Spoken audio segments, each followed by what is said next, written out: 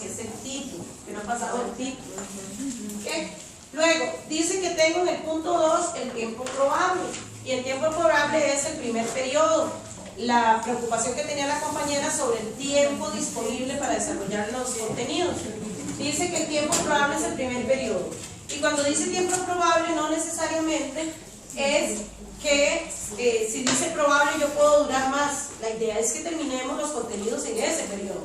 Si me quedara alguna cosita ahí pendiente y ya llegó la hora de la prueba y tengo que hacer la prueba, que es al final del periodo, pues yo lo retomo en el segundo periodo, porque hay un tema para todo el nivel.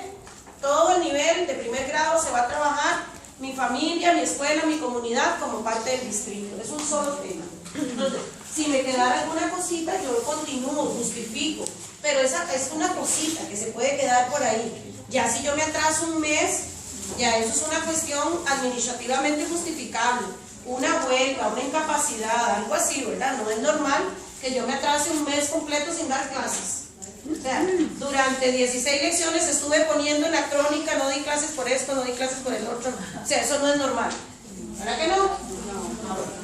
Entonces, que una semana sea más quebrantada que la otra podría ser. Entonces yo ahí voy un par de semanitas, una semanita, jalando, trato de ponerme al día, ¿verdad? Pero que ya yo 16 lecciones, que son un mes, no los trabaje estando en la institución, eso no es normal. Entonces eso es, si yo me atrasé un mes es porque estoy en una huelga o en una incapacidad o en otra cosa. Es muy irregular, pero aún así usted no dura todo el mes sin dar clases, ¿verdad? Entonces a eso me refiero. Entonces, tiempo probable, primer periodo. Durante el primer periodo yo debo ver esos contenidos. El propósito. Pueden ponerle ahí a la parcita del propósito para que lo tengan bien claro. El propósito es lo que nosotros estábamos trabajando como objetivo general. Ya nosotros no usamos objetivos, pero les digo cómo el objetivo general para que lo comparemos con algo conocido. Antes se redactaba el objetivo general con un verbo, ¿verdad? Observar, ¿verdad? Conocer, explicar, porque la idea era que todo lo que se hacía durante ese periodo el niño lograra eso, ¿verdad? En este caso es un propósito. ¿El propósito qué es?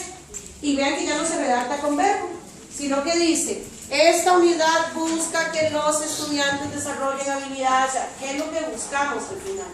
Durante todo el periodo, todo lo que yo voy a hacer durante ese periodo tiene que responder a ese propósito. Y entonces el propósito yo tengo que tenerlo presente siempre.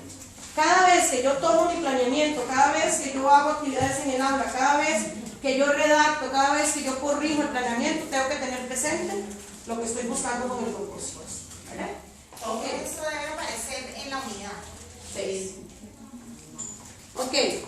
Luego, los aprendizajes individuales y colectivos por lograr van a ser como aquel desdoble del general que nosotros hacíamos en específico, ¿se acuerdan? Ok. Ahora, tenemos un asunto con estos aprendizajes individuales y colectivos por lograr. Deben ir en la plantilla, agréguenle ahí de una vez. El punto 4 va en la primera columna de la plantilla, de nuestra plantilla de 4 columnas, ¿se acuerdan? La que ya es el planeamiento. Pueden ir viendo, ahí tener a mano el folletito con el plancito, para ir viendo cómo se va armando el planeamiento. Lo tienen ahí nada más para irlo observando. En la primera columna, no, el otro que estábamos viendo, amor, ¿qué? ¿Lo tienen? Lo tienen ahí. Ok, permítame. Ese era con el que estamos trabajando, estamos viendo el ejemplo. Entonces, para ir viendo cómo se va armando la columna, la plantilla, aquí en la primera columna yo voy a poner los aprendizajes por lograr. Y se ponen textuales, se copian todos en los 3 o 4 talleres del periodo. Y cuando digo que se copian todos es por lo siguiente. A pesar de que cumplen una función parecida a los objetivos específicos, ¿qué hacían los objetivos específicos? Eran todos los pasitos que yo daba, pasitos cortos, para alcanzar el general. Es igual. Los aprendizajes por lograr son aquellos aprendizajes que el niño debe ir logrando de manera individual y de manera colectiva para alcanzar el propósito. Lo que pasa es que para efectos de nuestro programa ya no existe esa horizontalidad que decía el 1 con el 1 con el 1 con el 1. ¿Se acuerdan? Luego el 1, 1, 1 con el 1, 1, 1 con el 1. Ay, no. Claro. nosotros no tenemos esa horizontalidad que tenían los específicos con el resto de los componentes de planeamiento, que era el contenido, la mediación, la evaluación, ¿verdad? Entonces nosotros vamos a copiar los aprendizajes por lograr completos en esta primera columna, ¿ok? Todos completos, vea qué linda mi planeamiento. Está lindo, digo el viejillo que pinta el tas-tas. Y valen todos. Y valen todos en los 3 planeamientos. Todos en las 3 unidades. No, mi amor, espérese. En los 3 talleres del periodo, porque los aprendizajes por lograr son de todo el periodo. Cuando yo cambio el periodo, cambio los aprendizajes por lograr, según la unidad, ¿verdad? Entonces, ¿entendió, María Teresa? Nosotros vamos a hacer, es que todavía no han llegado los contenidos, para explicarles eso. Nosotros vamos a hacer un contenido, un taller para cada contenido. Por eso yo le decía, compañerita, para los 3 talleres del periodo o los 4 talleres del periodo, según corresponda, que ahorita vamos a ver cómo se organiza eso, yo los pongo todos. ¿Y por qué los pongo todos? Porque voy a tener el mismo título, que es el mismo tema, el mismo propósito y los mismos aprendizajes por lograr. Entonces, estas 3 cosas se ponen en los 3 tallercitos o en los 4 tallercitos, porque no he cambiado de periodo. Cuando yo cambio de unidad, cuando yo paso a la segunda unidad, todo esto lo cambio. Cambia el tema, aunque es un mismo tema para todo el año, pero se dosifica en 3 grandes periodos, como decía la matriz, ¿se acuerdan? Que uno grandote lo partíamos en 3 pedacitos. Ok. Entonces, ya dijimos que los aprendizajes por lograr cumplen una función parecida, no igual, a los objetivos específicos, pero que ya no tienen coherencia horizontal. Entonces los copio mejor todos para no andar volviéndome loca de que qué corresponde con qué. Los copio todos. Ok. Luego vamos a tener los página 43. Perdón, 42.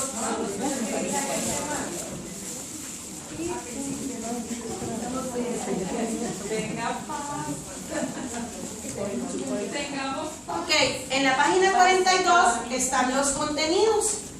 Nuestro programa viejito tenía 6 columnas. Tenía objetivos, contenidos, no, los específicos lo hacíamos nosotros de general. Contenidos, procedimientos, que eran con los que se hacían las actividades de mediación, actitudes, valores y actitudes, y evaluación. Entonces ya tenemos más o menos qué corresponde con el general, con el objetivo, qué corresponde con los específicos. Y ahora esto que tenemos en la página 42 es el contenido. Nada más que viene clasificado, como dice en la pantalla, en tres tipos. Se llaman contenidos curriculares. Nosotros no trabajamos con objetivos, trabajamos con contenidos curriculares, ¿verdad? Dice, los contenidos curriculares son de 3 tipos, son los contenidos conceptuales, los procedimentales y los actitudinales. ¿Cómo se trabaja eso? Todos esos 3 o esas 3 columnas de la página 42, anoten en abajo, con eso se hace la mediación, las estrategias de mediación, ¿verdad? Con esos contenidos se elaboran las estrategias de mediación. Es decir, con eso es con lo que yo voy a desarrollar la clase. Esos son los contenidos que yo tengo que dar. ¿Cómo organizo eso dentro de la plantilla? Porque alguien me dice, pero mi plantilla es de 4. ¿Cómo voy a meter yo en esta plantilla, que es la mediación? Sí. En esta plantilla van las estrategias de mediación, en la segunda. Entonces la gente me dice, ¿entonces qué? ¿Le hago 3 columnas? No, porque entonces haríamos la plantilla en 7 columnas y yo solo puedo usar 4. Lo que voy a hacer es redactar las estrategias de manera que el contenido quede implícito. Pero tienen que estar las 3 columnas ahí juntas, ¿verdad? Integradas, esa es la palabra, integradas. ¿Se acuerdan del enfoque integrado del programa? Donde se integraba la comunidad, se integraban los valores, se integraba la cívica, se integraba la historia, se integraba la geografía. ¿Quién hizo lo del enfoque integrado? Era un juego, un baile. Era el bailecito, sí, así. Ok. La primera columna, que son los contenidos conceptuales, lo tienen aquí, compañeritas, en la primera página de este bloquecito. Por si quieren tomar alguna nota aquí, ahí lo tienen. Están los contenidos conceptuales. Dice que los contenidos conceptuales incluyen los hechos, datos, fenómenos, conceptos y teorías. Hasta ahí es más o menos lo que nosotros hemos enseñado en estudios sociales. Hemos enseñado hechos históricos, ¿verdad? Datos y más datos, fenómenos, como los fenómenos naturales, y enseñamos conceptos y enseñamos teorías. ¿Verdad que sí? Eso es lo que enseñamos ahora. Nada más que ahora no dice que es para que el docente chiquillo se los aprenda, sino que dice que esos hechos, datos, fenómenos, conceptos y teorías son a partir de los cuales el estudiante va a construir sus aprendizajes.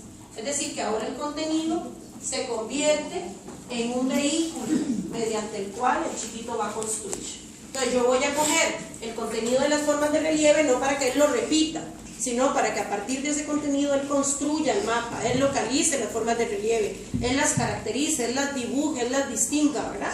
Para que aprenda a construir su aprendizaje.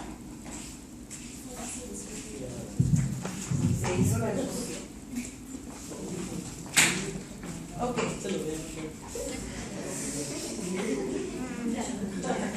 Ahora se ¿me oyen? Sí. Y no hace pitos. Okay. Dice que a partir de los cuales el estudiante va a construir sus aprendizajes. Entonces me voy a la segunda columna. Háganle una flechita hacia la derecha. Es que no puedo rayar la pared. Yo quisiera, pero no puedo. Una flechita. ¿Verdad? Es que tampoco puedo. Digamos que esos son los contenidos. Aquí tengo los conceptuales, los procedimentales, procedimentales y ecuatoriales. Esto me dice a mí qué es lo que yo tengo que dar, el conceptual. ¿Con qué tengo yo que trabajar? ¿Cuál es el tema? Decimos nosotros, ¿verdad? Formas de relieve. Pero ¿qué es lo que me interesa que el niño aprenda en las formas de relieve? ¿Que se las aprenda de memoria? No. Que él realice procedimientos que le permitan. Se fue, ¿verdad? Sí. Y se fueron también ellos. Bueno, aquí está. Bueno, que él realice procedimientos con este contenido que le permitan. Sí se oye. Que le permitan. Que realice procedimientos que le permitan desarrollar habilidades y destrezas.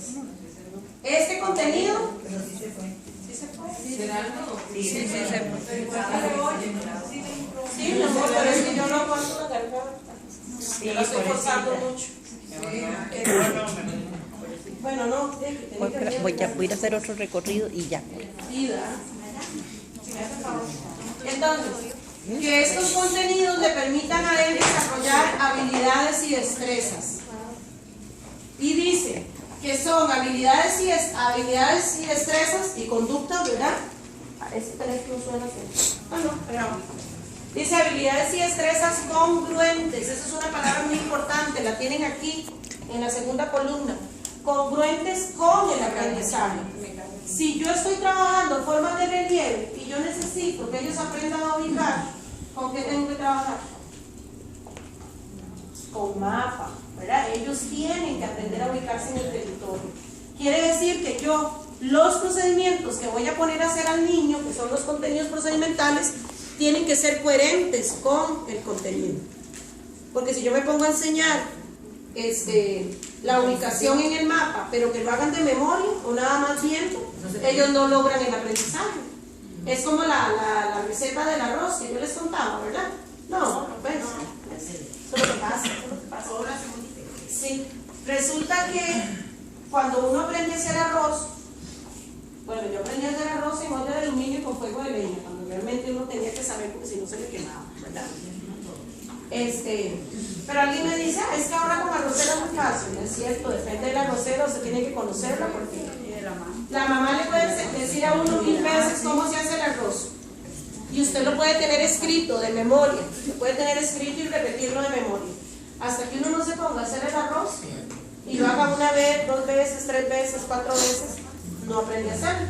Al principio le va a quedar, se le quema, se le pasa el agua, se le ahuma, le queda duro, le queda saladísimo, ¿verdad?